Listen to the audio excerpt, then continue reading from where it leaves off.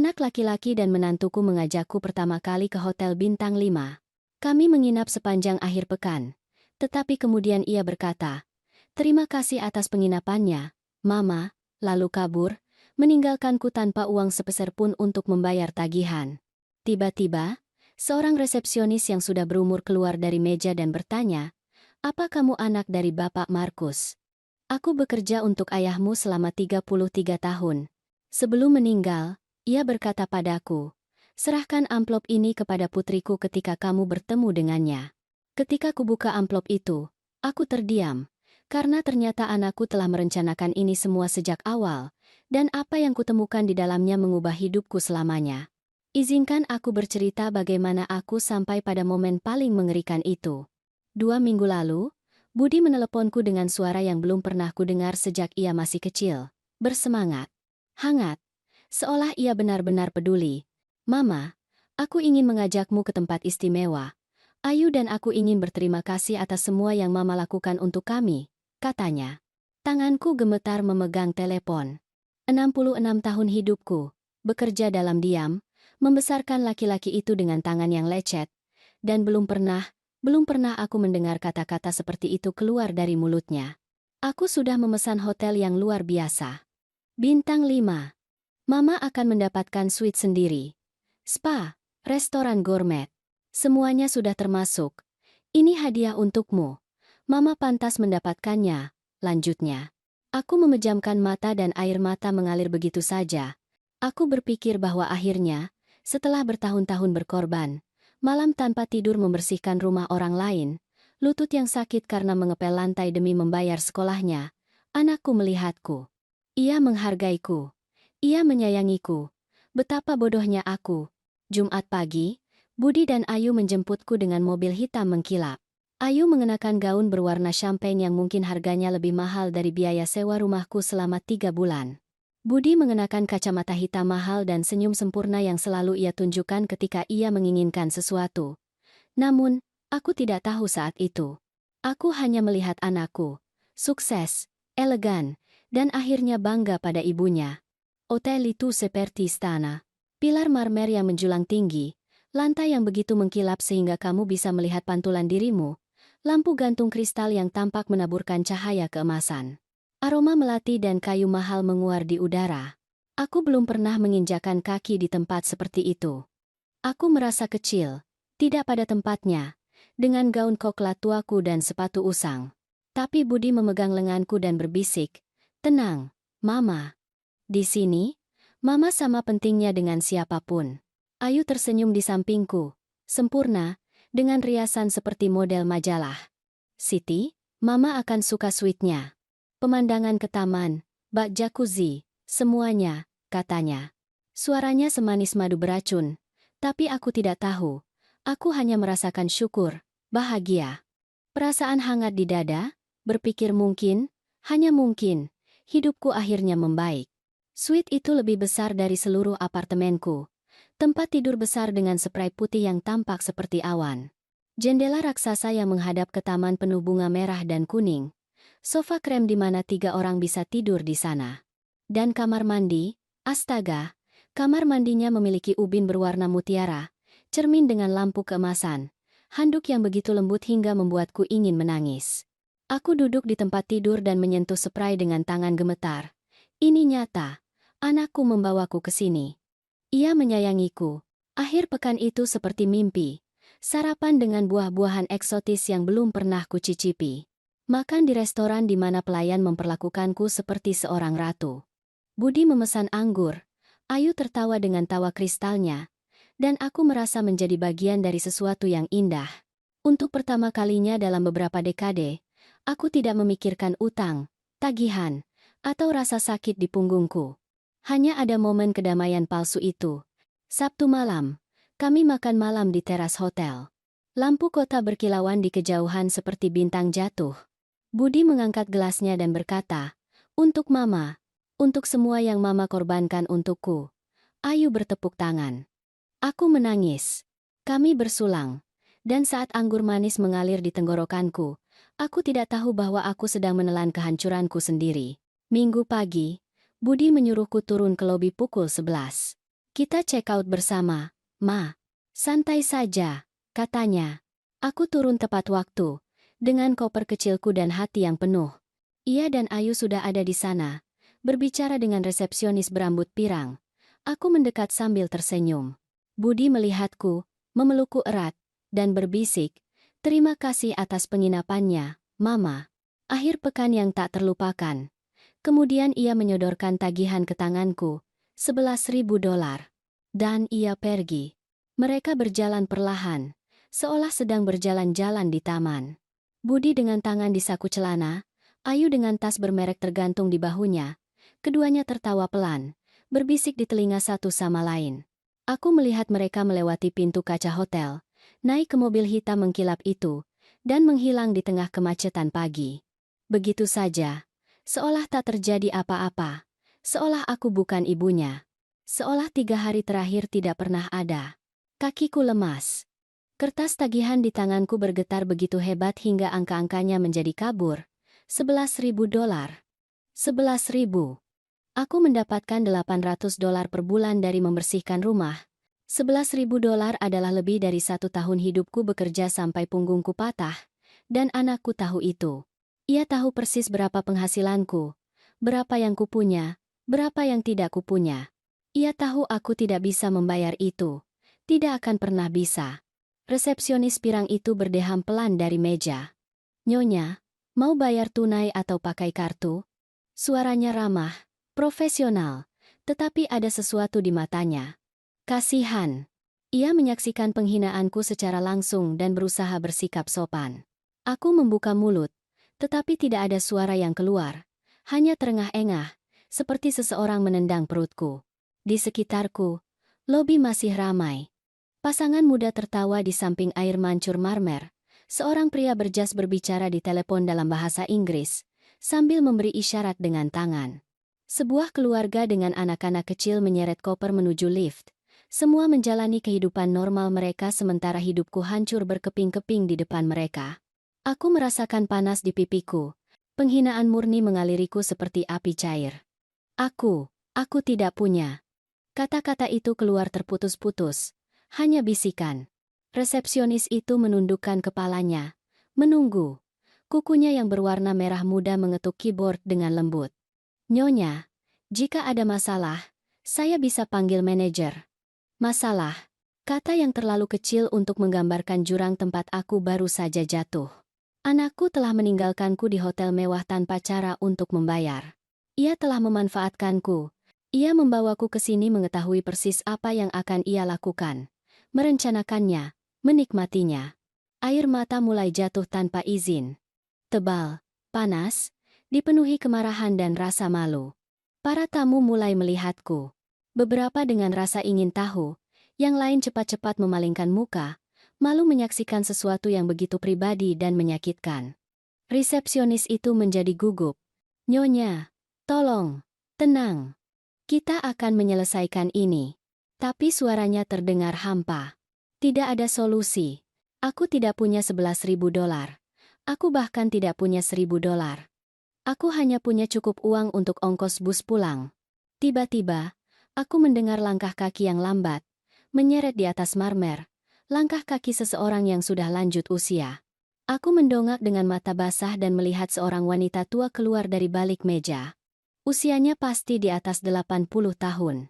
Rambutnya benar-benar putih, disanggul, kerutan dalam yang menceritakan kisah puluhan tahun, dan mata berwarna madu yang menatapku dengan intensitas yang aneh. Ia mengenakan seragam hotel, tetapi miliknya berbeda. Lebih tua, seolah ia telah mengenakan kain yang sama selama 30 tahun. Ia mendekatiku dengan langkah pendek tetapi pasti. Resepsionis pirang itu menatapnya dengan terkejut. "Emilia, kamu tidak perlu." Tetapi wanita tua itu mengangkat tangan yang keriput, membungkamnya. "Emilia." Nama itu tidak berarti apa-apa bagiku saat itu. Wanita tua itu berhenti di depanku, begitu dekat hingga aku bisa mencium parfum lavender yang lembut dan aroma waktu darinya. Ia mempelajari wajahku seolah mencari sesuatu yang spesifik. Matanya menyapu wajahku dengan campuran keheranan dan kesedihan. "Apa kamu anak dari Bapak Markus?" Suaranya serak tapi tegas.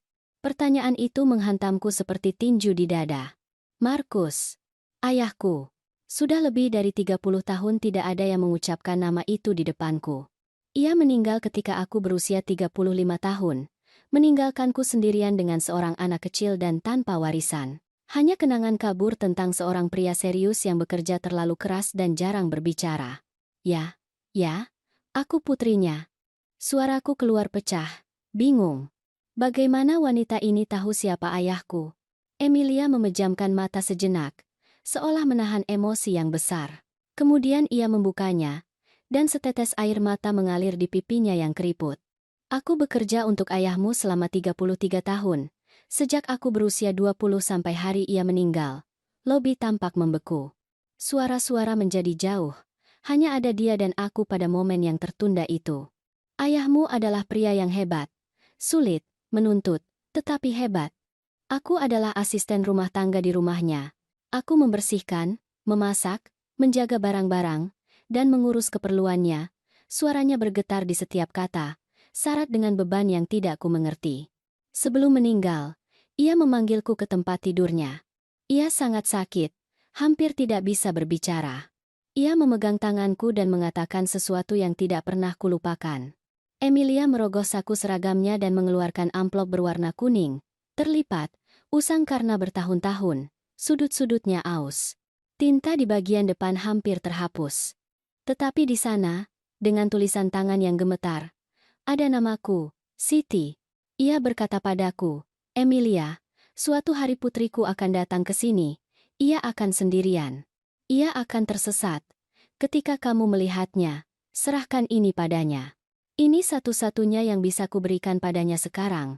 Ia mengulurkan amplop itu padaku dengan tangan gemetar. Aku menatapnya tanpa berani menyentuhnya.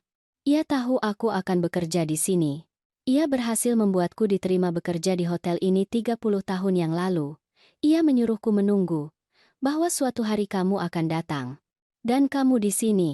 Suaranya pecah sepenuhnya. Setelah 33 tahun, akhirnya aku bisa menepati janjiku. Aku mengambil amplop itu dengan jari-jari yang mati rasa. Rasanya berat, ada sesuatu yang padat di dalamnya. Lebih dari sekadar kertas. Aku membukanya perlahan, merasakan setiap detik meregang seperti karet panas. Di dalamnya ada surat terlipat dan kunci tua dari logam berkarat. Kunci itu memiliki nomor terukir, 447, dan tergantung padanya ada label kulit kecil dengan alamat yang ditulis tangan. Aku membuka lipatan surat itu. Tulisan tangan ayahku. Tulisan miring yang kuingat dari beberapa kali ia menandatangani dokumen di rumah. Kata-kata itu menghantamku seperti batu. Siti, jika kamu membaca ini, itu karena kamu akhirnya menemukan bahwa tidak ada dalam keluarga kita yang seperti yang terlihat. Maafkan aku atas rahasia ini. Maafkan aku meninggalkanmu tanpa penjelasan. Kunci ini membuka gudang di alamat yang akan diberikan Emilia kepadamu.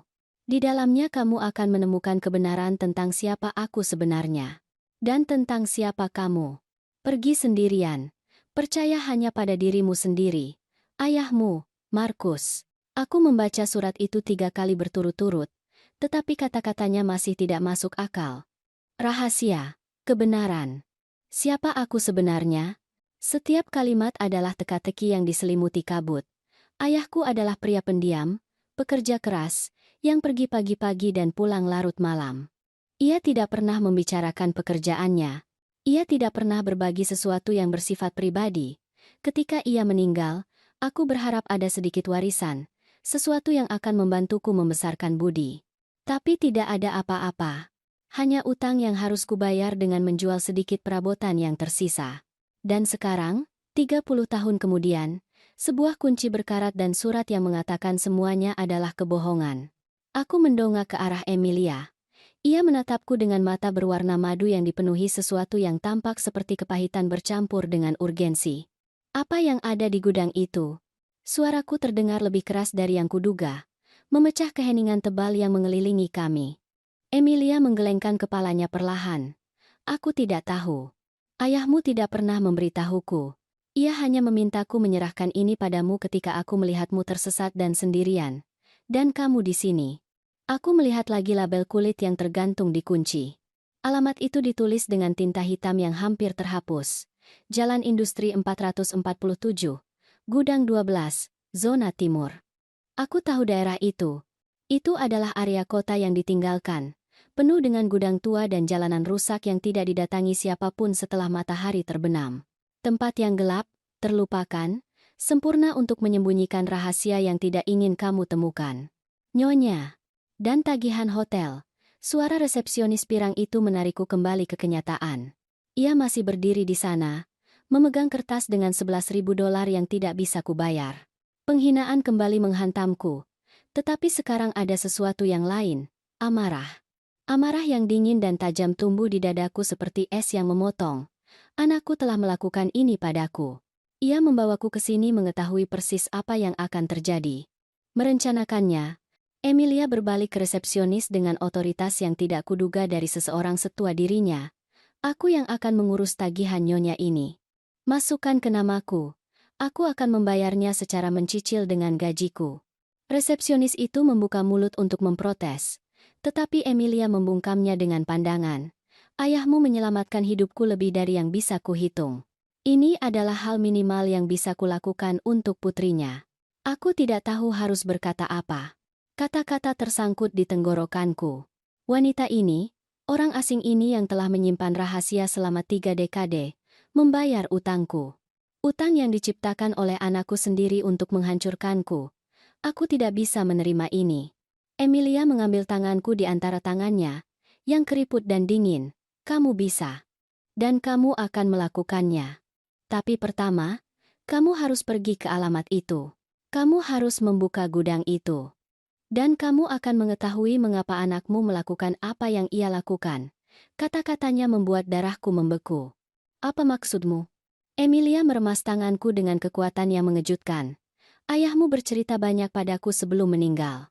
Hal-hal tentang keluargamu, tentang rahasia yang ia kubur sepanjang hidupnya. Dan ia berkata padaku bahwa suatu hari, seseorang akan datang mencari kebenaran itu, seseorang dari darahmu. Tapi ia tidak menyangka kamulah yang membutuhkannya. Ia berharap itu orang lain. Rasa dingin menjalar di punggungku. Siapa lagi yang tahu tentang ini? Emilia melepaskan tanganku dan melangkah mundur, seolah mengatakan hal berikutnya membutuhkan usaha fisik. Anakmu datang ke sini 6 bulan lalu. Ia bertanya tentangku. Ia bilang ia sedang menyelidiki kehidupan kakeknya untuk proyek keluarga. Aku bercerita bahwa aku pernah bekerja untuk Bapak Markus, bahwa aku mengenalnya dengan baik. Ia mengajukan banyak pertanyaan. Terlalu banyak. Tentang properti, tentang uang, tentang warisan. Dunia berputar di bawah kakiku. Budi pernah ke sini. Ia berbicara dengan Emilia. Ia telah menyelidiki ayahku. 6 bulan yang lalu. 6 bulan merencanakan ini. Merencanakan membawaku ke sini, menghinaku, meninggalkanku tanpa apa-apa. Tapi mengapa? Apa yang ia temukan yang tidak kuketahui? Apa yang kamu katakan padanya? Suaraku hanya bisikan yang bergetar. Emilia menundukkan pandangannya, malu. Aku bilang bahwa ayahmu punya properti, bahwa ia meninggalkan hal-hal yang belum terselesaikan. Aku tidak memberikan rincian, tapi itu sudah cukup. Aku melihat bagaimana matanya berbinar. Ketamakan murni, dan aku tahu aku telah membuat kesalahan. Aku merasa mual. Anakku datang ke sini, memanipulasi wanita tua ini untuk mendapatkan informasi, dan kemudian merancang semua ini. Perjalanan ke hotel. Kemewahan. Senyum palsu. Semua untuk meninggalkanku dalam kehancuran sementara ia mencari apa yang disembunyikan ayahku. Aku harus pergi ke gudang itu. Kata-kata itu keluar tegas, dipenuhi tekad yang tidak kusangka kumiliki. Emilia mengangguk perlahan. Pergi sekarang. Sebelum ia sampai di sana lebih dulu, karena jika Budi tahu di mana itu, ia tidak akan meninggalkan apapun untukmu. Aku keluar dari hotel seperti orang yang berjalan sambil tidur, dengan kunci tergenggam di tanganku sampai logam itu melukai kulitku. Matahari siang menghantam wajahku, membutakanku sejenak.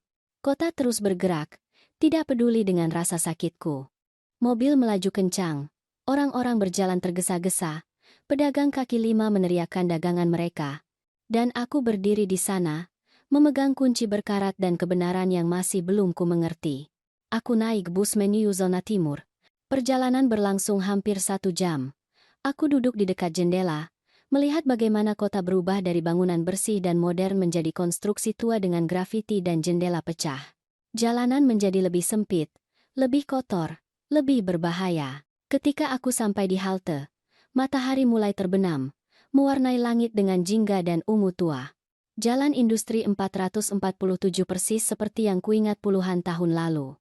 Deretan gudang logam berkarat yang tak berujung, dengan pintu yang terkorosi dan gembok besar. Beberapa memiliki jendela pecah.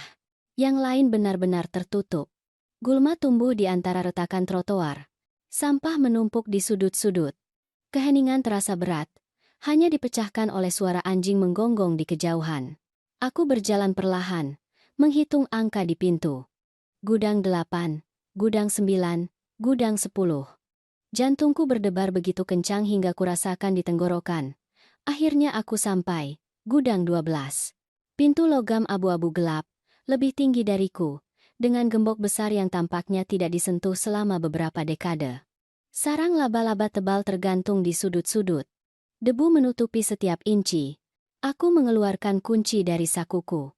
Tanganku bergetar begitu hebat hingga butuh 3 kali percobaan untuk memasukkannya ke gembok. Ketika akhirnya masuk, logam itu berderit dengan suara nyaring yang membuat kulitku merinding. Aku memutar kunci perlahan. Gembok terbuka dengan bunyi klik ring yang bergema dalam keheningan. Aku melepas gembok dan menjatuhkannya ke lantai. Kemudian, dengan kedua tangan, aku mendorong pintu. Pintu terbuka perlahan, melengking seolah menjerit kesakitan. Hembusan udara dingin dan lembab keluar dari dalam, membawa serta bau apak, logam berkarat, dan sesuatu yang lain. Sesuatu yang tua. Sesuatu yang telah menunggu untuk ditemukan selama 30 tahun. Aku melihat ke dalam. Gelap total. Hanya bayangan menari dalam remang-remang. Aku mencari ponselku, menyalakan senter, dan mengambil langkah pertama menuju kebenaran yang telah dikubur ayahku. Dan apa yang kulihat di dalamnya membuatku mengerti bahwa hidupku tidak akan pernah sama lagi. Cahaya ponselku membelah kegelapan dalam seberkas sinar gemetar yang nyaris tidak menerangi 2 meter di depanku. Bagian dalam gudang berbau terlantar. Bertahun-tahun keheningan terakumulasi di antara dinding logam dingin. Langkah kakiku bergema melawan lantai beton yang retak. Setiap gema berlipat ganda hingga menjadi bisikan hantu. Aku maju perlahan, menyapu dengan cahaya ke setiap sudut. Setiap bayangan yang tampak bergerak. Ruangan itu lebih besar dari yang kubayangkan. Sekitar 20 meter panjangnya, mungkin 10 meter lebarnya. Dinding ditutupi rak logam berkarat, penuh dengan kotak kardus yang membusuk karena kelembapan. Beberapa telah runtuh, menumpahkan isinya di lantai, kertas-kertas kuning, folder yang hancur, foto-foto buram. Di tengah gudang ada meja kayu tua, tertutup debu begitu tebal hingga tampak seperti beludru abu-abu.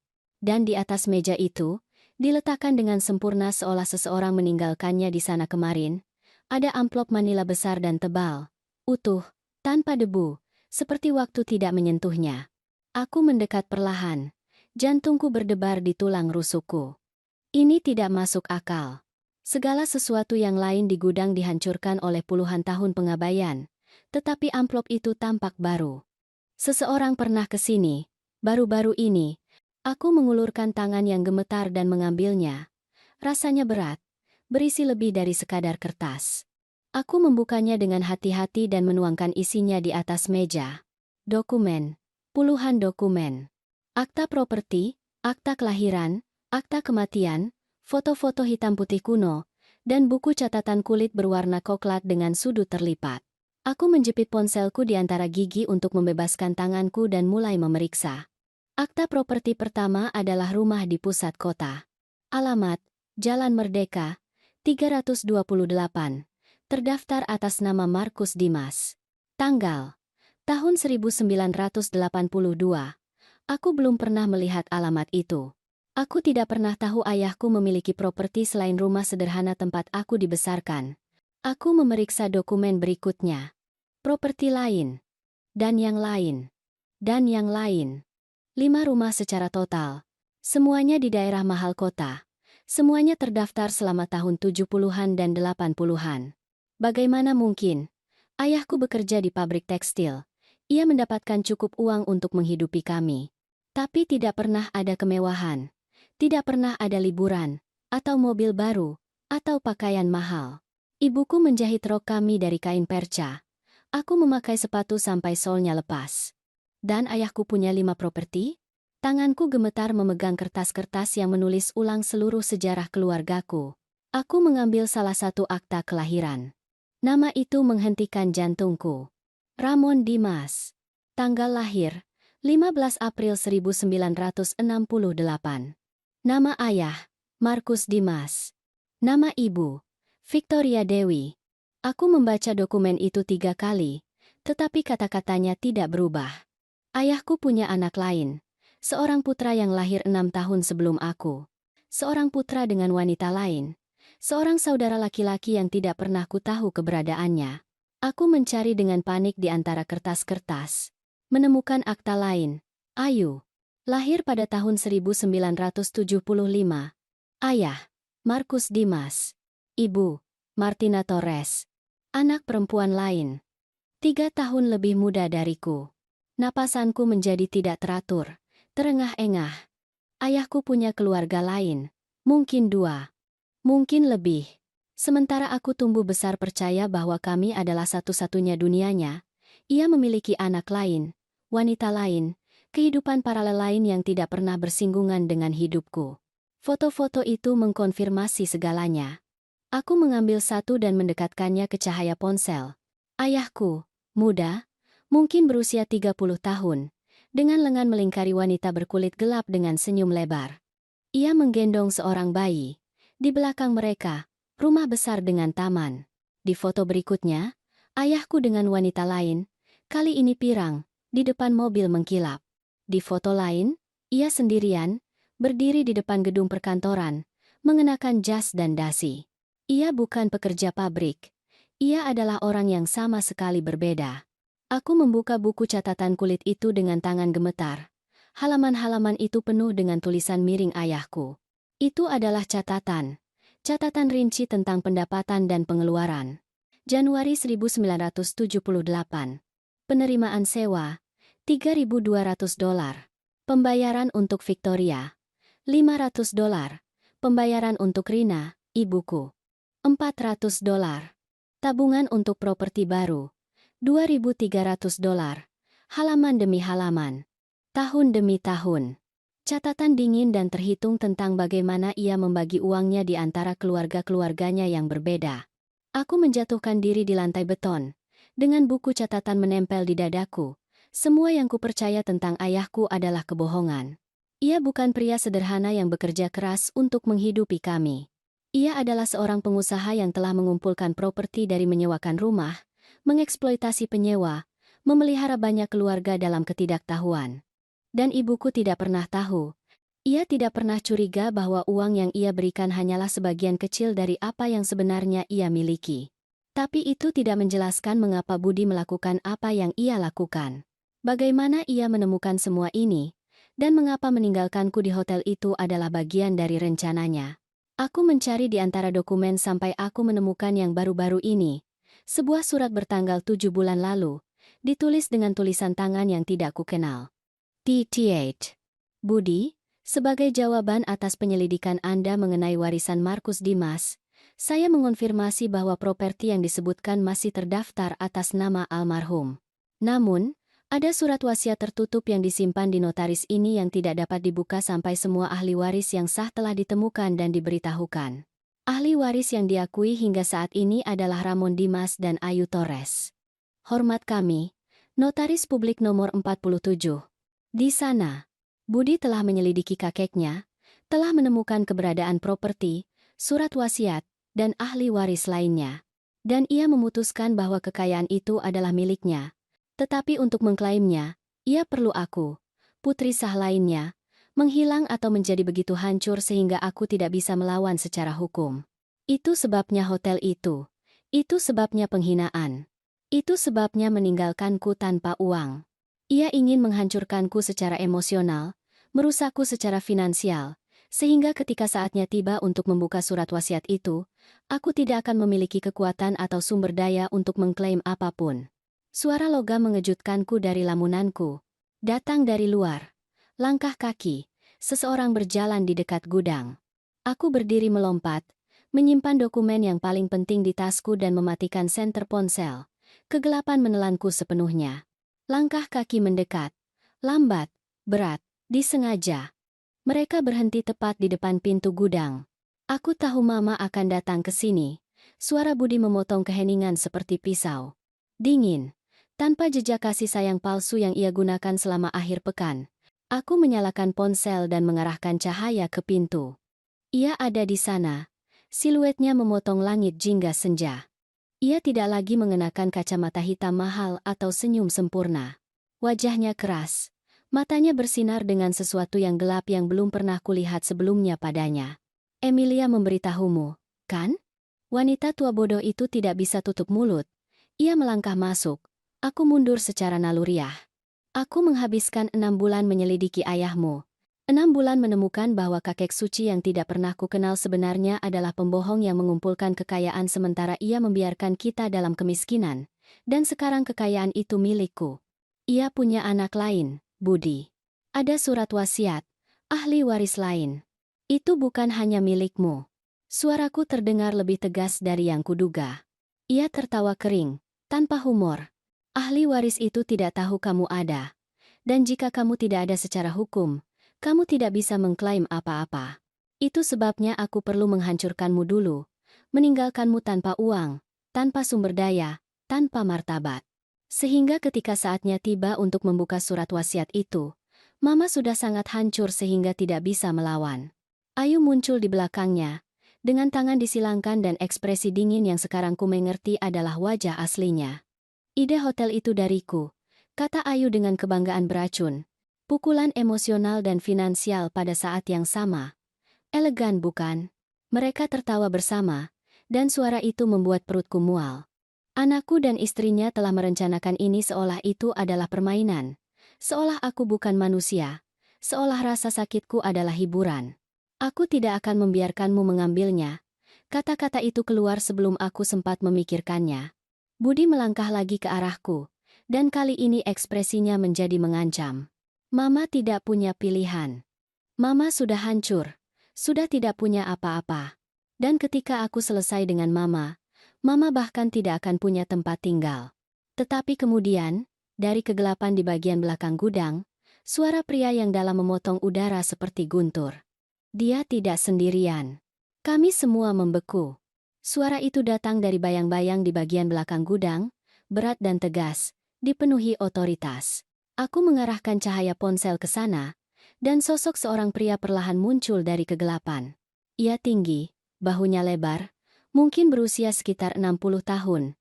Rambutnya abu-abu dipotong sangat pendek, kerutan dalam di sekitar mata, dan rahang persegi yang terasa anehnya akrab bagiku.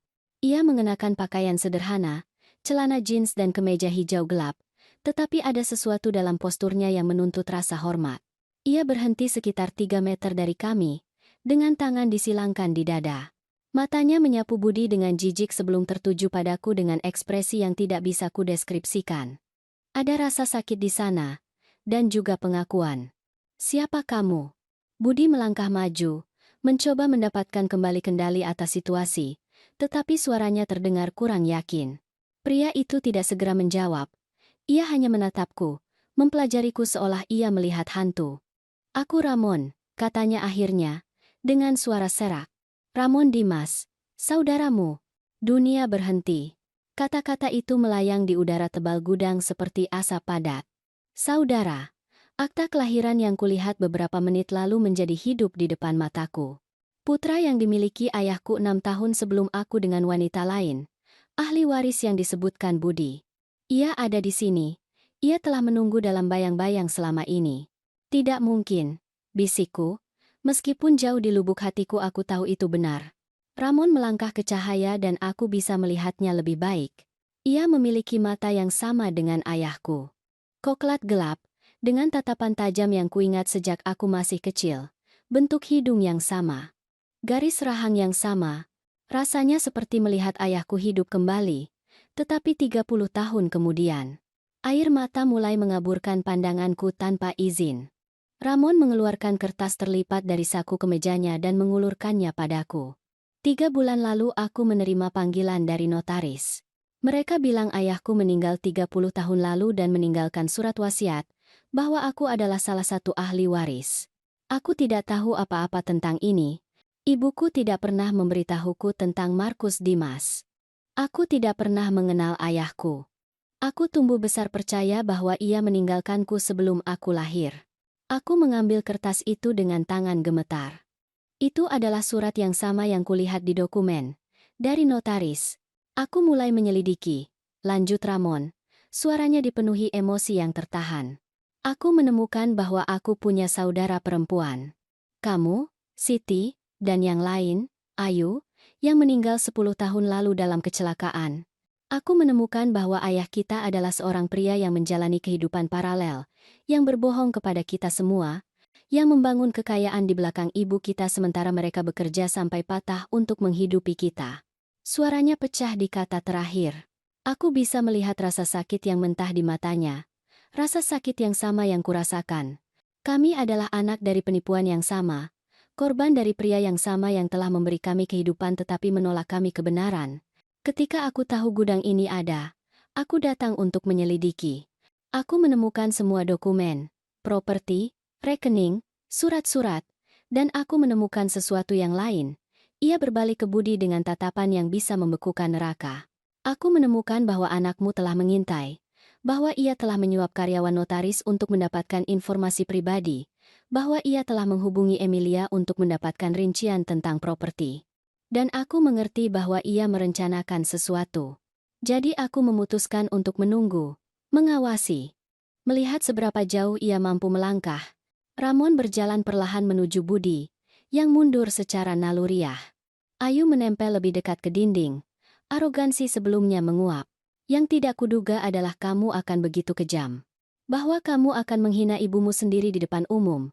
Bahwa kamu akan meninggalkannya tanpa uang, tanpa martabat, hanya untuk menghancurkannya secara emosional.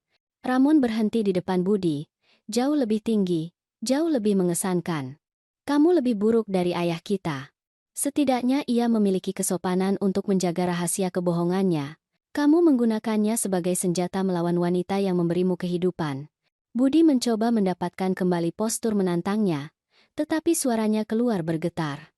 Kekayaan itu milikku. Aku cucunya. Aku punya lebih banyak hak daripada kamu, seorang bajingan yang tidak pernah mengenal orang tua itu. Ramon tidak bergerak, tetapi ketegangan di rahangnya terlihat. Secara hukum, kita adalah ahli waris yang setara. Siti, aku, dan kamu melalui ibumu. Tapi inilah perbedaannya. Aku tidak datang untuk mencuri. Aku datang untuk mengetahui kebenaran, dan untuk memastikan tidak ada lagi yang menderita karena rahasia Markus Dimas. Ia berbalik ke arahku dan ekspresinya melunak. Siti, aku tahu ini berat. Aku tahu duniamu baru saja runtuh. Tapi kamu perlu tahu sesuatu yang lain. Ia mengeluarkan dokumen lain dari saku dalam kemejanya. Yang ini lebih tua, menguning, dengan segel resmi. Surat wasiat ayah kita sangat spesifik. Ia membagi properti secara merata di antara anak-anaknya yang sah. Tetapi ia menambahkan klausul. Jika ada ahli waris yang mencoba merampas ahli waris lain melalui penipuan atau kekerasan, ia secara otomatis kehilangan bagiannya. Kata-kata itu jatuh seperti bom dalam keheningan gudang. Aku melihat ke Budi dan melihat bagaimana wajahnya menjadi pucat. Ramon melanjutkan. Tak kenal ampun. Anakmu berencana untuk menghancurkanmu untuk mengambil bagianmu. Ia membayar penyelidik swasta, menyuap karyawan, bersekongkol untuk meninggalkanmu dalam kehancuran finansial dan emosional. Semuanya terdokumentasi. Aku bertanggung jawab untuk mengumpulkan setiap bukti selama 3 bulan terakhir. Ia mengeluarkan ponselnya dan mulai menggeser foto. Email antara Budi dan penyelidik swasta. Transfer bank ke karyawan notaris yang korup. Pesan teks antara dia dan Ayu. Merencanakan setiap detail akhir pekan di hotel. Semuanya ada di sana. Setiap langkah dari rencana kejam mereka terekam dalam bukti digital yang akan menghancurkan mereka secara hukum. Menurut klausul surat wasiat, Budi Mauricio kehilangan semua hak atas warisan. Dan kamu, Ayu Daniel, ia menatap menantuku dengan dingin mutlak. Sebagai kaki tangan, kamu juga tidak akan melihat 1 sen pun. Ayu menjerit tertahan. Ini curang. Kamu tidak bisa membuktikannya. Ramon tersenyum tanpa humor. Aku bisa. Dan aku akan melakukannya. Aku sudah menyerahkan salinan dari semua bukti ini kepada notaris yang bertanggung jawab atas surat wasiat. Sidang hukumnya dalam 2 minggu. Saat itu, kalian berdua tidak hanya akan kehilangan warisan. Kalian akan menghadapi tuntutan pidana atas penipuan, pemerasan emosional, dan konspirasi. Budi meledak. Kamu orang asing sialan yang ikut campur. Ini bukan urusanmu. Dia ibuku, bukan ibumu. Ia bergerak mengancam ke arah Ramon. Tetapi Ramon tidak gentar. Tepat sekali. Dia ibumu. Wanita yang membesarkanmu, yang berkorban untukmu, yang memberimu semua yang ia miliki. Dan kamu membalasnya dengan pengkhianatan. Itu membuatmu lebih buruk dari pencuri. Itu membuatmu menjadi monster. Keheningan yang mengikuti begitu padat hingga bisa dirasakan secara fisik. Budi gemetar karena kemarahan yang tidak berdaya. Ayu menangis di dinding. Topeng kesempurnaannya benar-benar hancur. Dan aku berdiri di sana, mencoba memproses bahwa dalam satu sore aku telah kehilangan anakku, tetapi mendapatkan seorang saudara laki-laki. Bahwa ayahku adalah pembohong, tetapi ia memiliki pandangan ke depan untuk melindungi kami dari kuburan. Bahwa semua yang kupercaya tentang keluargaku adalah palsu. Ramon mendekatiku dan meletakkan tangan besar dan kasar di bahuku. Aku tahu itu menyakitkan. Percayalah, aku tahu. Aku mengalami hal yang sama 3 bulan lalu. Menemukan bahwa seluruh hidupmu dibangun di atas kebohongan seperti mati dan dilahirkan kembali pada saat yang sama. Tapi ada sesuatu yang perlu kamu mengerti. Suaranya menjadi lebih lembut, hampir penuh kasih sayang. Ayah kita adalah pria yang mengerikan. Tapi kita tidak harus menjadi seperti itu. Kita bisa memilih apa yang harus dilakukan dengan apa yang ia tinggalkan. Aku tidak ingin kekayaan itu. Kata-kata itu keluar dari mulutku sebelum aku sempat memikirkannya. Ramon mengangguk perlahan, seolah ia mengharapkan jawaban itu. Aku juga tidak. Setidaknya tidak semuanya. Itu sebabnya aku punya proposal. Tapi pertama, kita harus menyelesaikan ini. Ia berbalik ke Budi untuk terakhir kalinya. Kamu punya 2 pilihan. Keluar dari sini sekarang, menjauh dari ibumu selamanya, dan mungkin, hanya mungkin, aku tidak mengajukan tuntutan pidana. Atau kamu mencoba melawan ini secara hukum, dan aku pastikan kamu menghabiskan beberapa tahun ke depan di sel. Budi menatapku dengan kebencian murni. Tidak ada lagi jejak putra yang pernah kucintai. Hanya ada orang asing yang kejam yang menggunakan cintaku sebagai senjata. Ini belum berakhir. Ia meludahkan kata-kata itu seperti racun. Ia menarik lengan Ayu dan keduanya keluar dari gudang. Langkah kaki mereka bergema melawan logam hingga menghilang di kejauhan. Dan kemudian, untuk pertama kalinya sepanjang sore, Ramon dan aku sendirian. Keheningan yang tersisa setelah Budi dan Ayu pergi berbeda. Itu tidak menindas atau mengancam. Itu aneh, syarat dengan pertanyaan yang tidak terjawab dan kebenaran yang setengah terungkap. Ramon berdiri di depanku, dengan tangan di saku, menatapku dengan campuran rasa ingin tahu dan kehati-hatian. Seolah aku adalah hewan yang terluka yang bisa menyerang atau melarikan diri kapan saja. Dan mungkin ia benar. Aku tidak tahu harus merasa apa. Aku tidak tahu apakah aku harus menangis, berteriak, atau hanya menjatuhkan diri ke lantai dan menyerah. Bagaimana kamu tahu aku akan berada di sini hari ini? Suaraku terdengar serak, habis karena begitu banyak emosi dalam beberapa jam. Ramon mengangkat bahu dan bersandar pada salah satu rak berkarat. Aku tidak tahu pasti, tapi aku tahu rencana anakmu. Aku tahu ia akan membawamu ke hotel, bahwa ia akan meninggalkanmu. Dan aku menduga Emilia akan menepati janjinya. Jadi aku datang ke sini setiap sore selama 2 minggu terakhir. Menunggu. Hari ini adalah hari itu. 2 minggu. Pria ini, orang asing ini yang berbagi darahku, telah menghabiskan 2 minggu menunggu di gudang yang ditinggalkan untuk melindungiku dari bahaya yang bahkan tidak kuketahui keberadaannya. Mengapa? Pertanyaan itu keluar hanya sebagai bisikan. Mengapa kamu peduli apa yang terjadi padaku? Kamu tidak mengenalku. Kita tidak saling kenal. Ramon memalingkan muka ke bayang-bayang di bagian belakang gudang, dan untuk sesaat aku pikir ia tidak akan menjawab.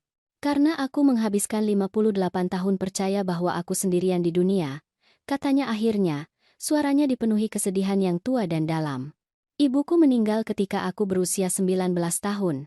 Aku tidak pernah punya saudara. Aku tidak pernah punya keluarga selain dia.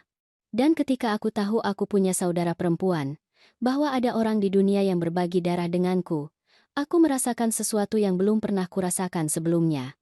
Harapan. Kemungkinan untuk tidak sendirian. Ia berbalik ke arahku dan matanya berkilauan dengan air mata yang tertahan. Ayu sudah meninggal. Hanya tersisa kamu dan aku. Dan aku tidak akan membiarkan anakmu merampokmu sebelum kita sempat saling mengenal. Air mata yang selama ini kutahan akhirnya tumpah. Tebal, panas, tak terhentikan. Aku menangisi anakku yang hilang. Untuk ayahku yang pembohong. Untuk ibuku yang meninggal tanpa mengetahui kebenaran.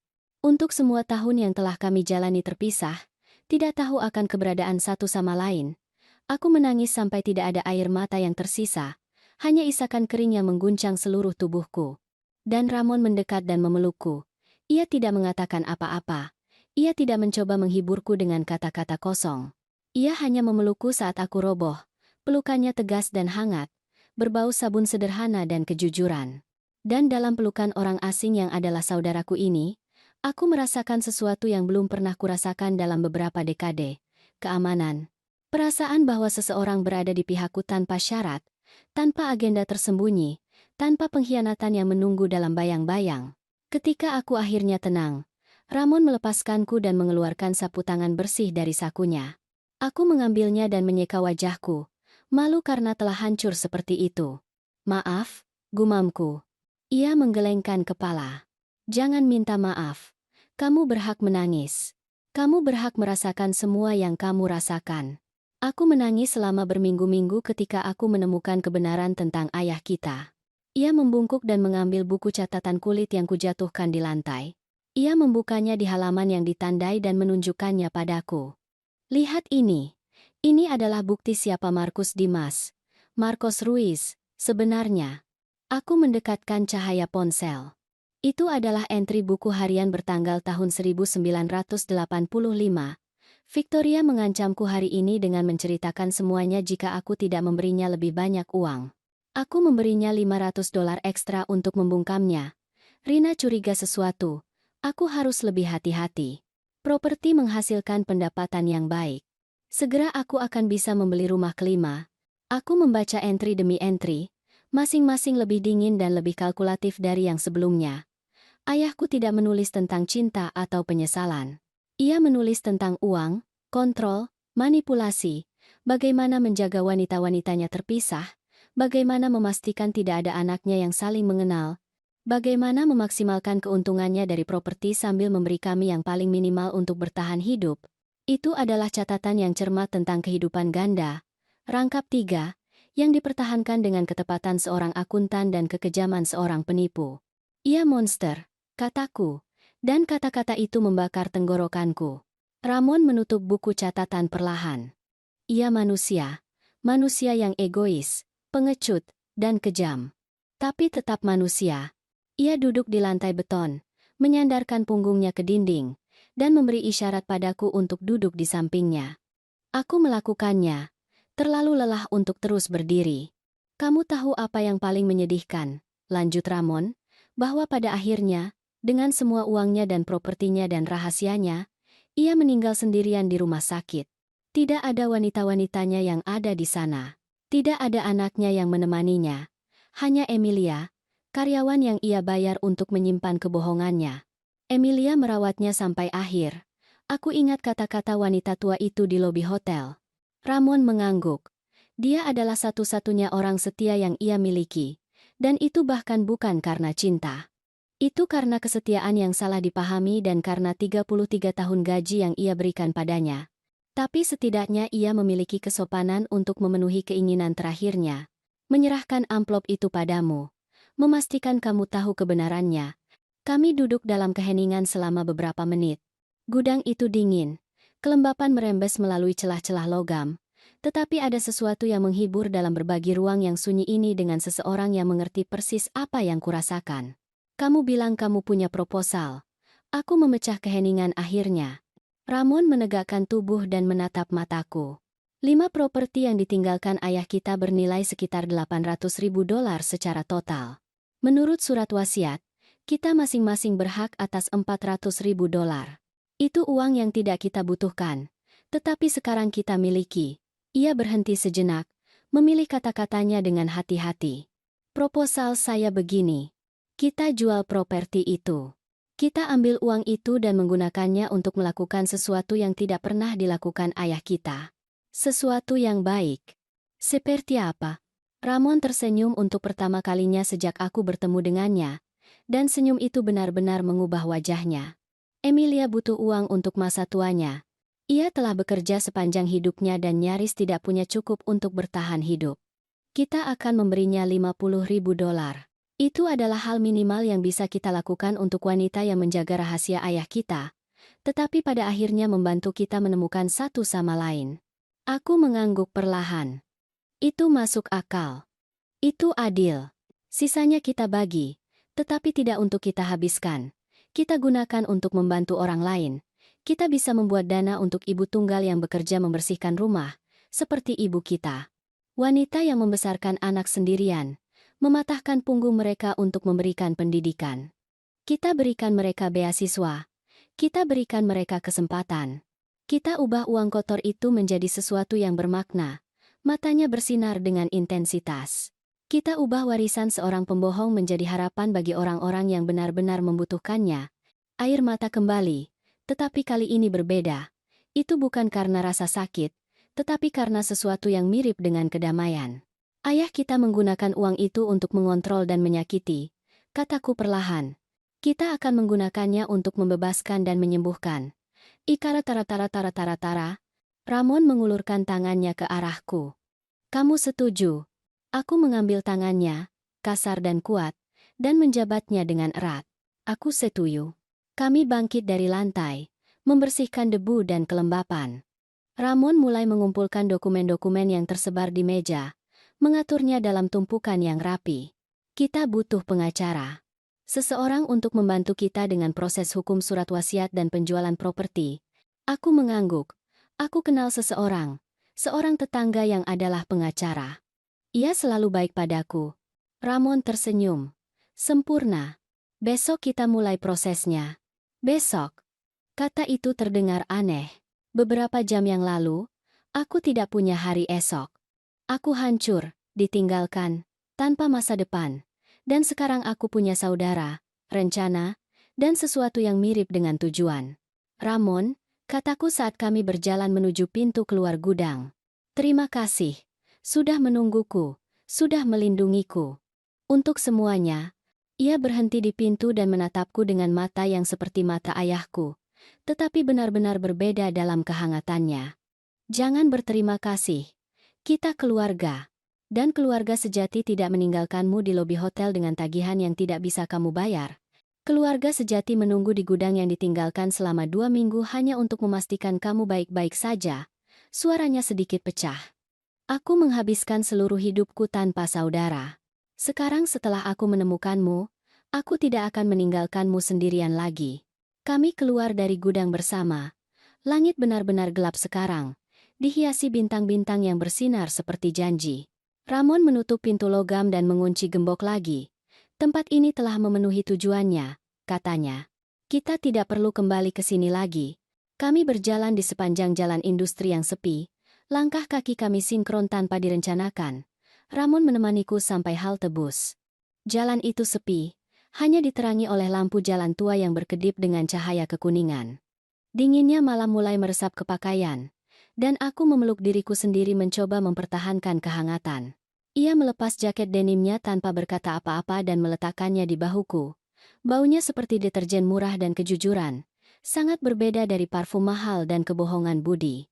"Di mana kamu tinggal?" tanya Ramon, dengan tangan sekarang di saku celananya. Aku memberinya alamatku. Itu adalah bangunan tua di zona utara. Tidak mewah sama sekali, tetapi itu milikku. Aku membayarnya dengan 30 tahun kerja keras. Itu jauh. Aku akan mengantarmu.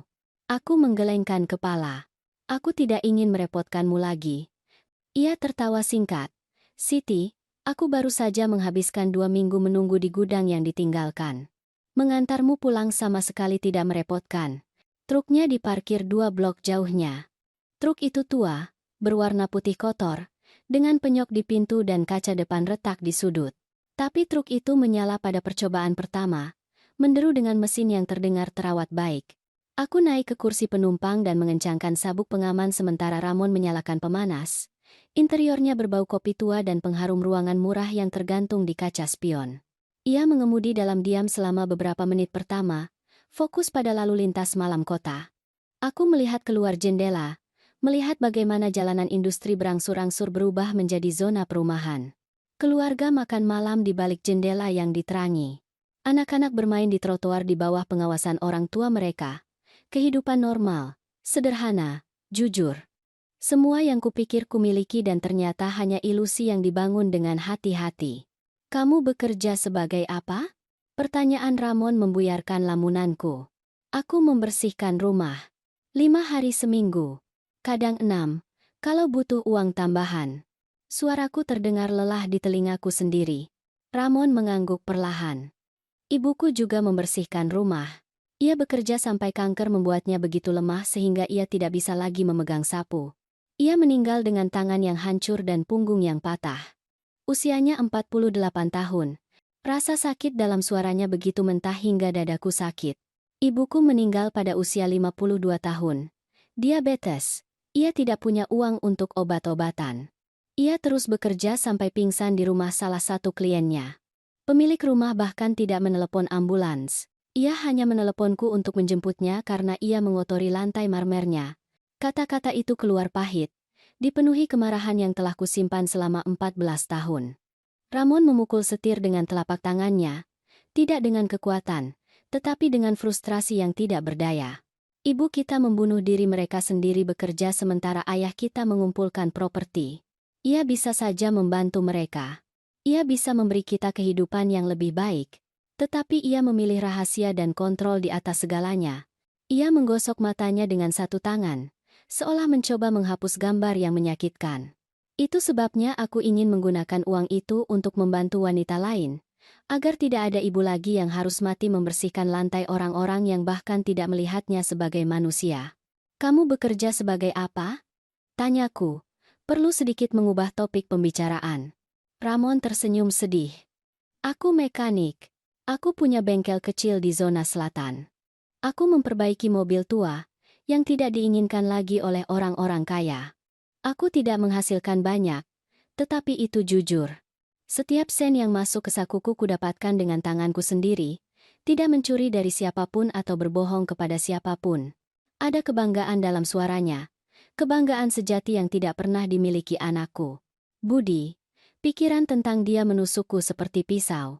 Anakku, anak yang kubesarkan, yang kuberi makan dengan makanan yang tidak kumakan agar ia tidak kelaparan. Anak yang kubawa ke sekolah setiap hari selama 12 tahun, berjalan di bawah matahari dan hujan karena kami tidak punya uang untuk bus. Anak yang menangis di pelukanku ketika ia mengalami kekecewaan cinta pertamanya, ketika ia gagal ujian, ketika ia merasa ditolak oleh dunia.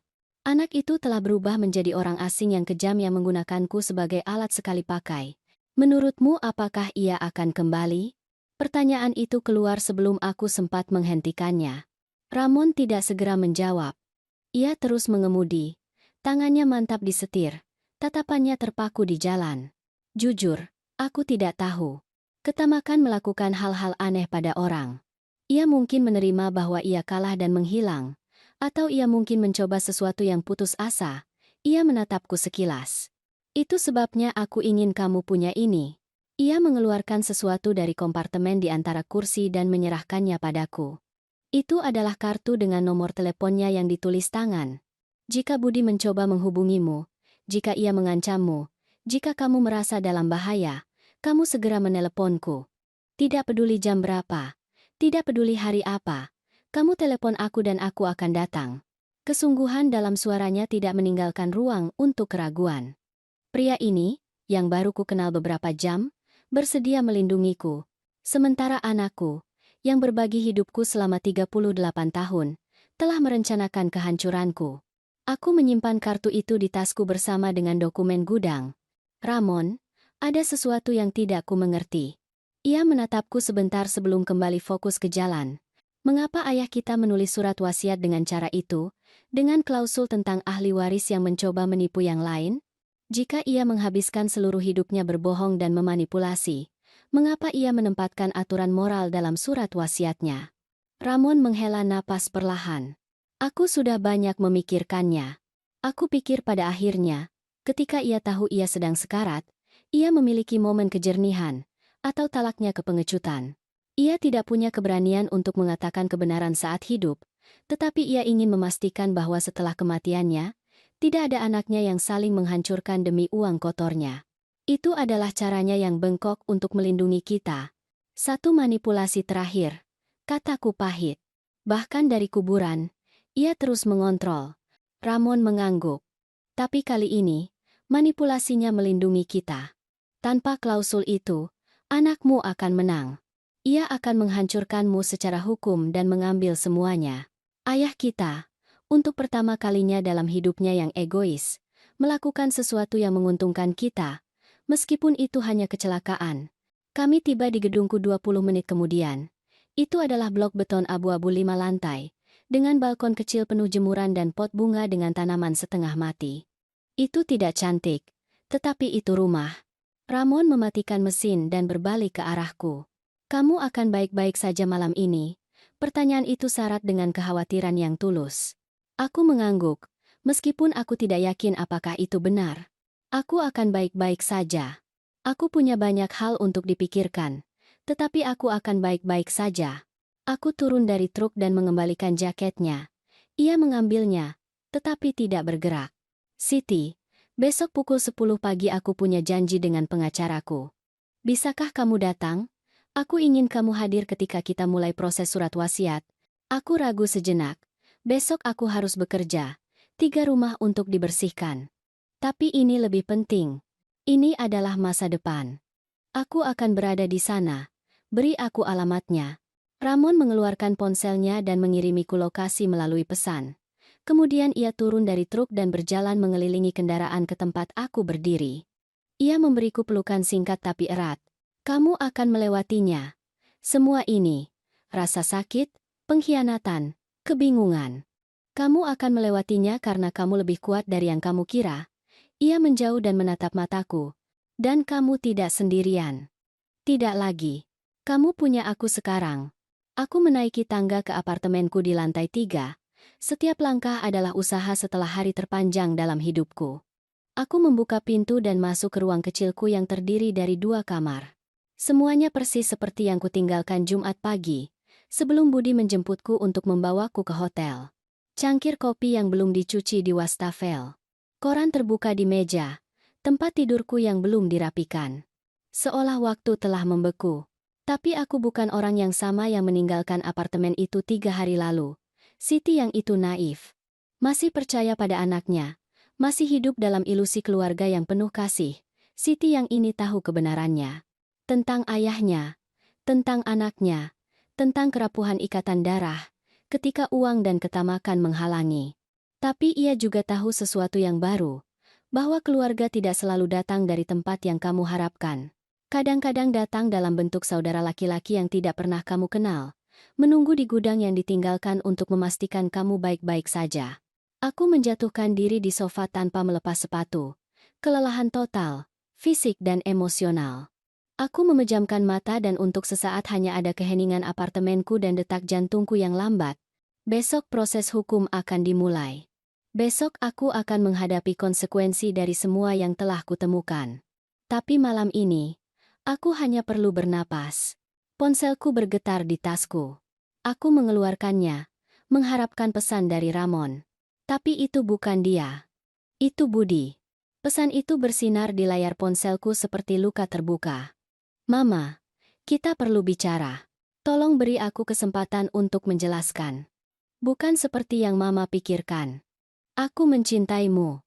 Anakmu Budi. Aku membaca kata-kata itu 1, 2, 3 kali. Setiap bacaan membuat perutku mual lebih kuat. Aku mencintaimu. 2 kata yang telah sangat berarti bagiku selama 38 tahun sekarang terdengar hampa, kosong, seperti koin palsu yang mencoba lolos sebagai emas. Jari-jariku gemetar di atas keyboard. Sebagian dari diriku ingin menjawab, bagian yang masih seorang ibu, yang mengingat anak kecil yang biasa memeluk kakiku ketika ia takut gelap. Tapi bagian lain, bagian yang telah dewasa dengan menyakitkan dalam beberapa jam terakhir, tahu bahwa menjawab berarti membuka pintu yang harus tetap tertutup. Budi tidak ingin menjelaskan. Ia ingin memanipulasi. Itu satu-satunya yang ia tahu cara melakukannya sekarang. Aku memblokir nomornya.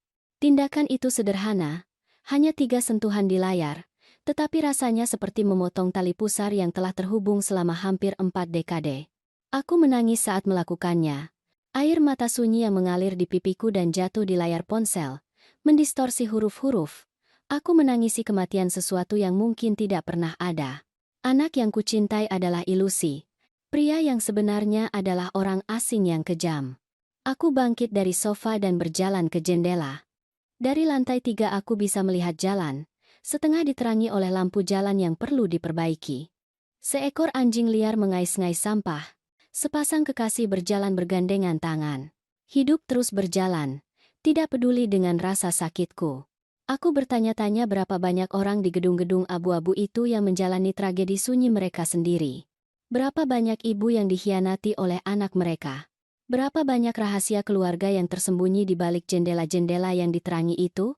Ponsel bergetar lagi. Kali ini nomor tidak dikenal. Jantungku berdebar kencang. Aku ragu sebelum membuka pesan. Siti, aku Ayu. Tolong dengarkan aku. Budi putus asa. Kita membuat kesalahan. Kita bisa memperbaiki ini. Mama akan memaafkan kami, kan? Mama ibunya. Ibu selalu memaafkan. Kemarahan yang kurasakan begitu kuat hingga aku harus duduk agar tidak jatuh. Ayu, wanita yang telah merencanakan penghinaanku seolah itu adalah permainan yang menyenangkan, sekarang meminta maaf padaku. Bukan karena penyesalan, tetapi karena mereka kalah. Aku memblokir nomor itu juga. Kemudian aku mematikan ponsel sepenuhnya dan meletakkannya di atas meja. Aku butuh keheningan. Aku butuh berpikir. Aku berjalan ke kamarku dan menjatuhkan diri di tempat tidur tanpa menanggalkan pakaian. Spray berbau pelembut kain murah dan kesendirian. Aku memejamkan mata mencoba tidur, tetapi pikiranku adalah pusaran gambar dan kenangan yang bercampur dengan kenyataan baru-baru ini. Aku melihat Budi berusia 5 tahun, menangis karena anak-anak sekolah mengolok-olok pakaian bekasnya. Aku memeluknya saat itu dan berjanji padanya bahwa suatu hari ia akan memiliki barang baru. Aku melihat Budi berusia 15 tahun, bangga ketika ia memenangkan hadiah sains pertamanya. Aku telah bekerja 2 shift minggu itu untuk membayar bahan-bahan proyeknya. Aku melihat Budi berusia 25 tahun, memperkenalkanku pada Ayu, mengatakan padaku bahwa ia adalah cinta dalam hidupnya. Aku menangis bahagia, karena kupikir anakku telah menemukan pendamping. Semua kenangan itu sekarang tercemar. Setiap pelukan, setiap senyum, setiap aku mencintaimu, Mama sekarang memiliki bayangan keraguan. Kapan ia mulai berubah?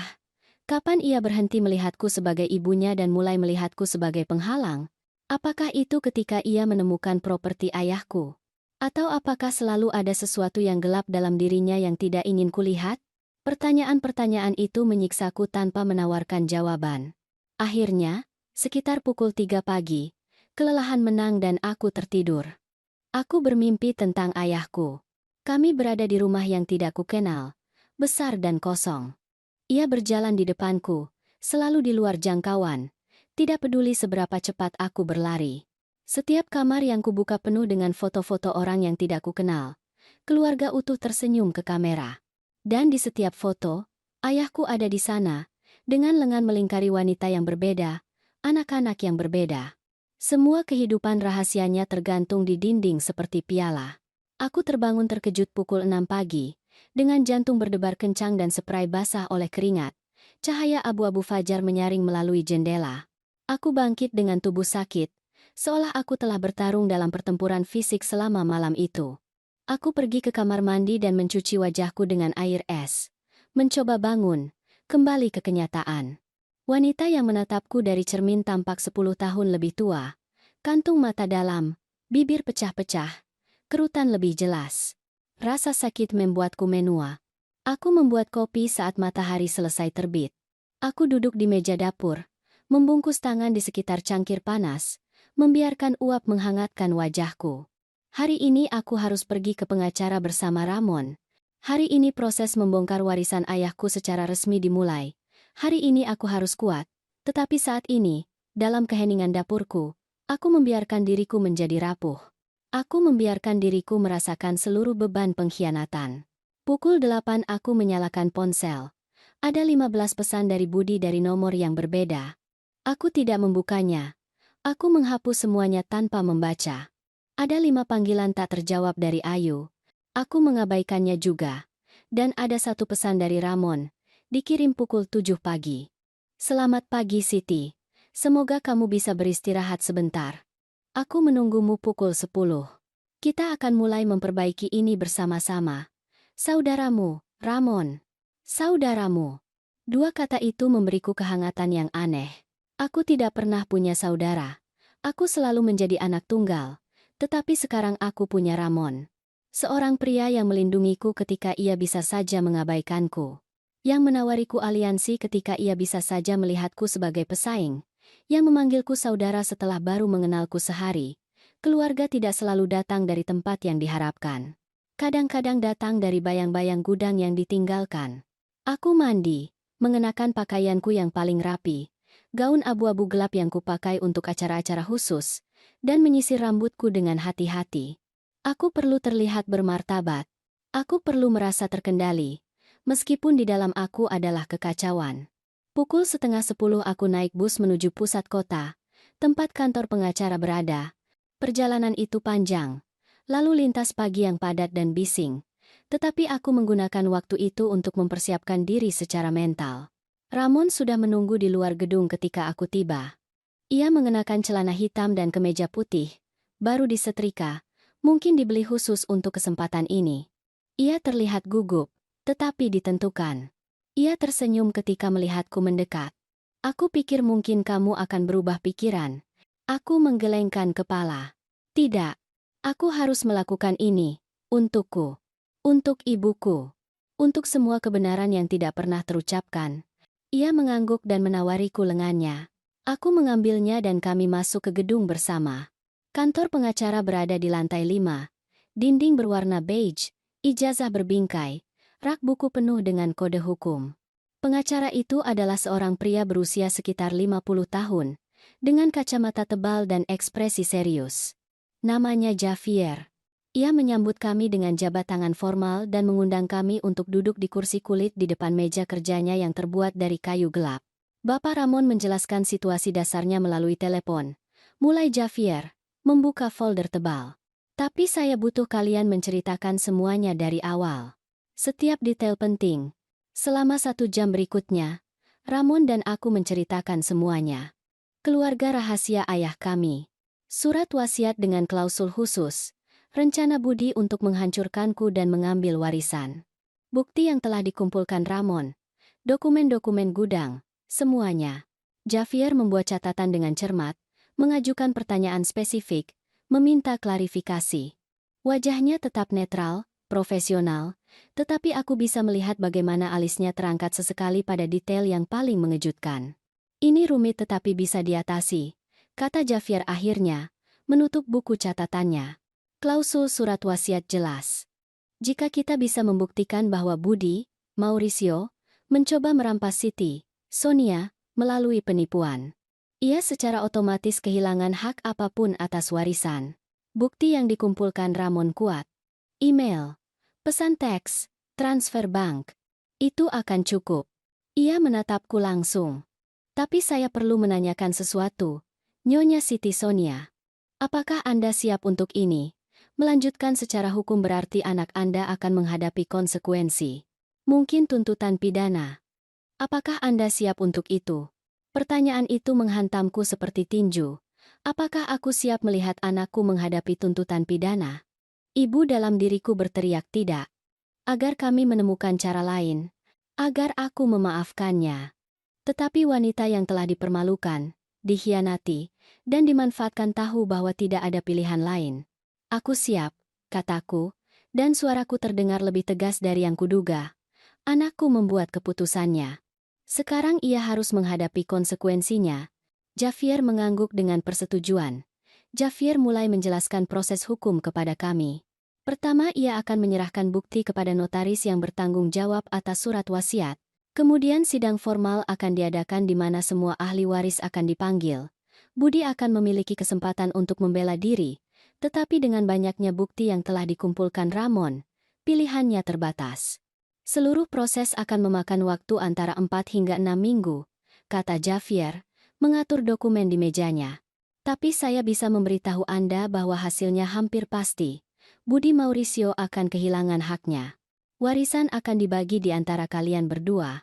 Ramon dan aku bertukar pandangan.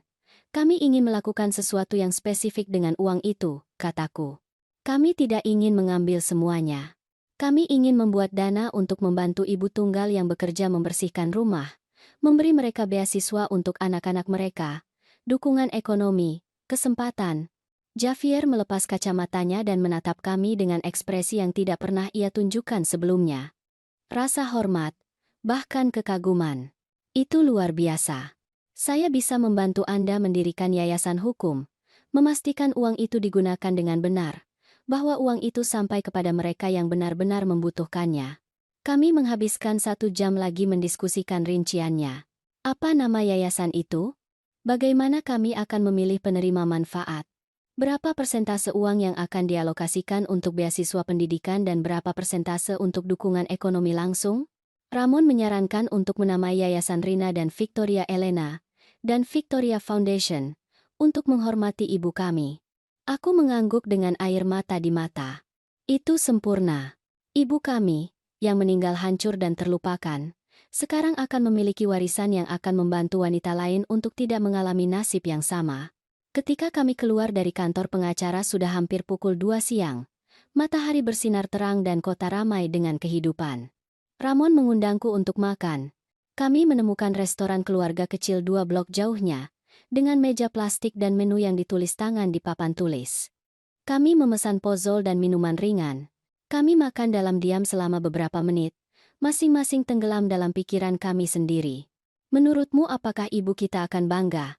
Tanyaku akhirnya, memecah keheningan. Ramon meletakkan sendoknya dan menatapku langsung. Aku pikir mereka akan lebih dari bangga. Mereka akan kagum. Anak-anak mereka, yang tumbuh terpisah, yang tidak pernah tahu tentang satu sama lain, bertemu dan memutuskan untuk mengubah rasa sakit menjadi harapan. Itu lebih dari yang dilakukan ayah kita sepanjang hidupnya. Iya benar. Ayah kami menghabiskan puluhan tahun mengumpulkan properti dan rahasia, membangun tembok di antara keluarganya. Kami, dalam waktu kurang dari 24 jam, telah memutuskan untuk merobohkan tembok-tembok itu dan menggunakan sumber dayanya untuk membangun sesuatu yang lebih baik. Apa kamu takut dengan sidang itu? Tanya Ramon. Aku memikirkan pertanyaan itu dengan jujur. Ya, aku harus melihat Budi, Mauricio, secara langsung. Mendengar pembenarannya, kebohongannya, melihatnya mencoba memanipulasi semua orang seperti yang selalu ia lakukan.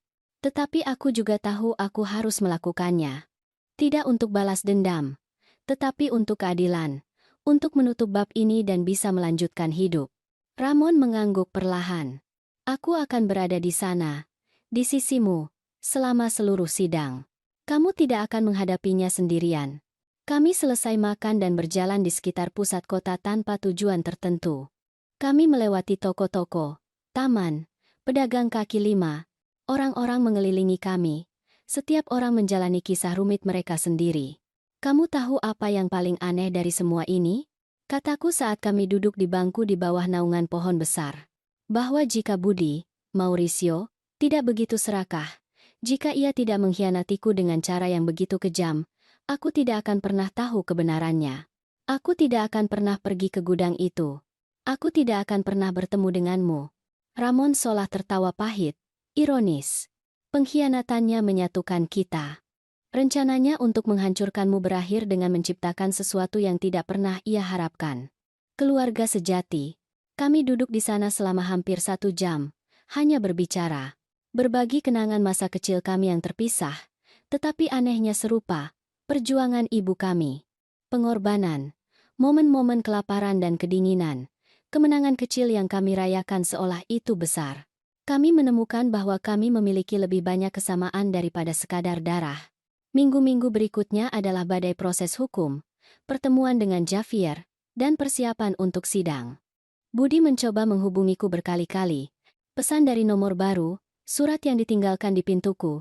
Ia bahkan muncul sekali di depan gedungsku. Tapi aku tidak menyerah. Ramon telah memberiku peluit darurat dan nomor telepon teman polisi. Setiap kali Budi mendekat, kami mendokumentasikannya. Lebih banyak bukti pelecehan untuk kasus hukum. Ayu Daniela mencoba taktik yang berbeda. Ia memposting di media sosial cerita palsu tentang bagaimana aku adalah ibu yang kejam yang menghancurkan anaknya demi uang. Beberapa kenalan menulis kepadaku menanyakan apakah itu benar. Aku menjelaskan situasi sebenarnya. Beberapa mempercayaiku, yang lain memilih pihak Budi. Aku belajar bahwa di saat krisis kamu menemukan siapa teman sejatimu, dan daftarnya lebih pendek dari yang kuduga. Tetapi aku juga menemukan sekutu baru. Emilia, resepsionis hotel, mengunjungiku suatu sore. Ia membawa kue buatan rumah dan teh. Kami duduk di ruang tamu kecilku dan ia menangis sambil meminta maaf kepadaku karena telah memberikan informasi kepada Budi Mauricio beberapa bulan yang lalu. Aku tidak tahu ia akan menggunakannya untuk menyakitimu, isaknya. Aku pikir ia hanya tertarik untuk mengenal kakeknya. Aku memeluknya dan memberitahunya bahwa itu bukan salahnya. Ia sama menjadi korban rahasia ayahku seperti kami semua. Malam sebelum sidang, aku hampir tidak bisa tidur. Aku bangun 3 kali untuk minum air. Aku memeriksa gaun abu-abu gelapku 5 kali untuk memastikan itu bersih dan disetrika.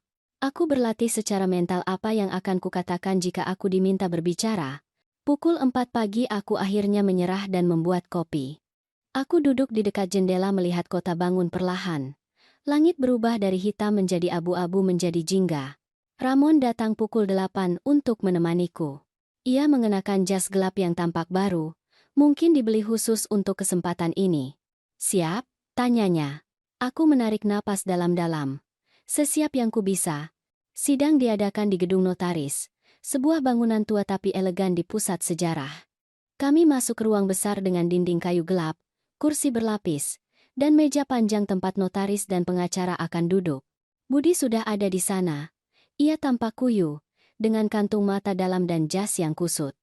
Ayu Daniela ada di sampingnya, dengan riasan sempurna tetapi ekspresi tegang. Ketika mereka melihatku masuk, Budi berdiri. "Mama, tolong." Ia memulai, tetapi pengacaranya menariknya ke bawah. Ramon meremas bahuku dengan lembut dan kami duduk di sisi berlawanan dari ruangan. Pembagiannya jelas. Mereka di satu sisi, kami di sisi lain. Notaris masuk, seorang pria tua dengan rambut benar-benar putih dan ekspresi tegas. Ia duduk, meninjau dokumen, dan memulai sidang. Selama 2 jam berikutnya, Javier mempresentasikan semua bukti. Email di mana Budi merencanakan penghinaanku, transfer bank ke penyelidik swasta, pesan teks antara dia dan Ayu, menertawakan kenaifanku. Kesaksian Emilia. Semuanya ada di sana, terpampang di bawah cahaya dingin ruang sidang. Pengacara Budi mencoba berargumen bahwa semuanya adalah kesalahpahaman, bahwa kliennya hanya menyelidiki sejarah keluarga, bahwa insiden hotel adalah kesalahan komunikasi. Tetapi argumennya terdengar hampa melawan gunung bukti. Notaris mendengarkan dalam diam, membuat catatan sesekali. Ekspresinya tidak dapat ditembus. Ketika tiba saatnya bagi yang terlibat untuk berbicara, Budi berdiri. "Aku hanya ingin apa yang menjadi milikku," katanya. Suaranya bergetar antara amarah dan keputusasaan. "Kakekku kaya dan kita hidup dalam kemiskinan. Mengapa? Mengapa ia menyimpan semua itu sementara ibuku membersihkan rumah sampai hancur? Aku berhak atas kekayaan itu. Aku membutuhkannya. Aku pantas mendapatkannya. Dan Mama," ia menatapku langsung. "Mama tidak akan pernah melakukan apa-apa dengan uang itu. Mama akan menyia-nyiakannya untuk amal atau menyimpannya tanpa menggunakannya. Aku akan melakukan sesuatu yang besar dengannya." Aku berdiri, mengejutkan diriku sendiri. "Kamu benar dalam satu hal, Budi Mauricio. Kakekmu kaya dan ia membiarkan kita dalam kemiskinan. Itu kejam dan tidak adil. Tetapi solusimu adalah mengulangi kekejamannya. Berbohong, memanipulasi, memanfaatkan orang. Kamu menjadi seperti dia, Suaraku pecah tetapi aku melanjutkan. Aku akan memberimu segalanya jika kamu memintanya. Semuanya. Tetapi kamu memilih untuk menghancurkanku daripada mempercayaiku. Dan pilihan itu lebih banyak bercerita tentang siapa kamu daripada siapa kakekmu. Keheningan yang mengikuti mutlak. Budi menjatuhkan diri di kursinya, dengan kepala di tangannya. Ayu Daniela menangis dalam diam. Notaris menutup foldernya dengan bunyi dentuman kering. Saya sudah mendengar cukup, buktinya jelas. Budi Mauricio Hernandez melanggar klausul surat wasiat yang melarang penipuan antara ahli waris.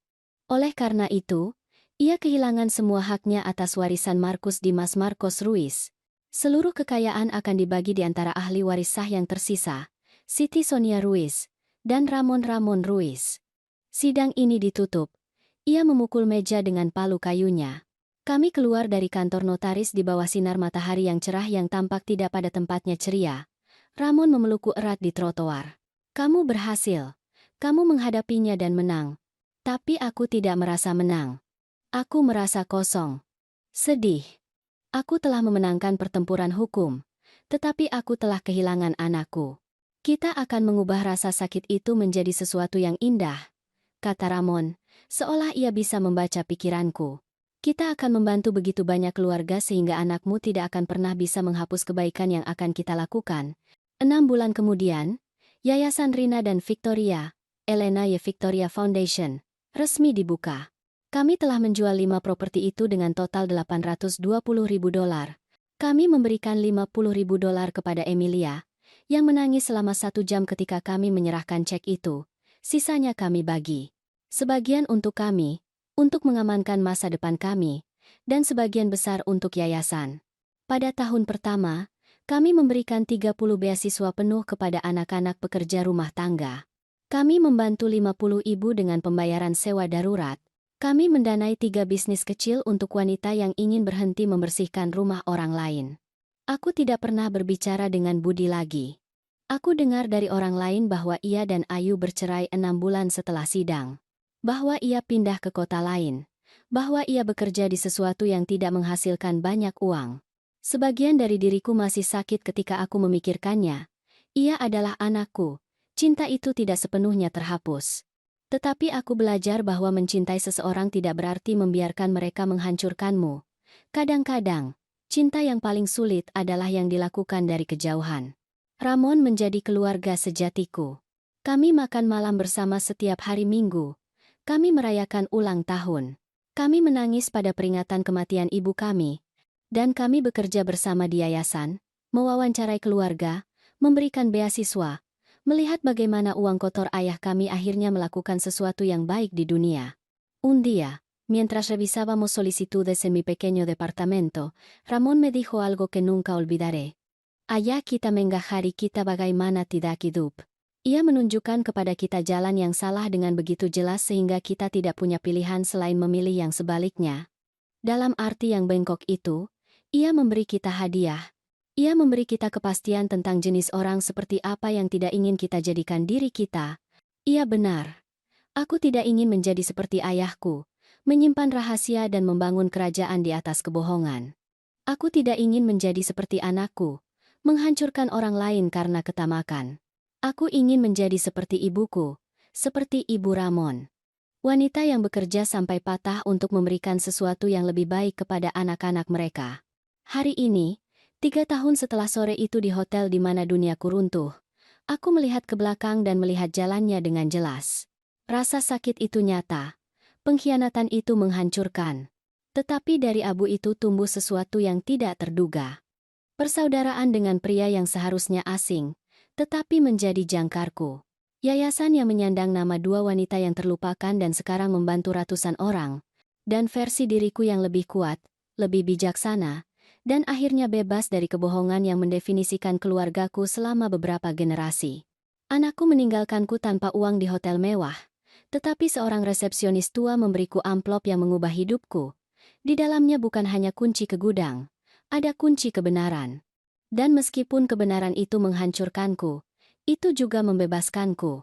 Sekarang aku berjalan di dunia tanpa beban rahasia yang bukan milikku, tanpa ilusi keluarga sempurna yang tidak pernah ada. Hanya dengan kenyataan yang tidak sempurna tetapi jujur tentang siapa aku dan apa yang kupilih untuk dilakukan dengan waktu yang tersisa. Dan itu, aku menemukan, bernilai lebih dari warisan apapun.